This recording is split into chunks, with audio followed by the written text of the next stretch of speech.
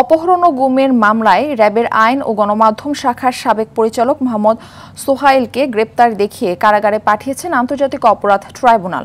তাকে হাজির করতে পরবর্তী তারিখ নির্ধারণ করেছেন 15 সেপ্টেম্বর। এছাড়া মানবতাবিরোধী অপরাধের মামলায় পুলিশের সাবেক 2 এডিসি ইশতিয়াক আহমেদ ও এম মইনুল ইসলামের বিরুদ্ধে তদন্ত প্রতিবেদন দাখিলের জন্য 15 সেপ্টেম্বর পর্যন্ত সময় বেঁধে দিয়েছেন বিচারপতি গোলাম মর্তুজা মজুমদারের নেতৃত্বাধীন 3 সদস্যের বেঞ্চ। এর আগে সকালে জুলাই-আগস্টের মানবতাবিরোধী অপরাধ ও গুমের মামলায় এই 3 পুলিশ কর্মকর্তাকে ট্রাইব্যুনালে হাজির করা হয়। তদন্ত সংস্থা এখনো তদন্ত কার্য সম্পন্ন করতে পারেনি, যেহেতু মিরপুর একটি বড় এলাকা এবং সেখানে অসংখ্য ছাত্র জনতাকে হত্যা এবং নির্যাতন করা হয়েছে। সেজন্য মামলার তদন্তের জন্য 3 মাস সময়ের আমরা আবেদন করেছিলাম।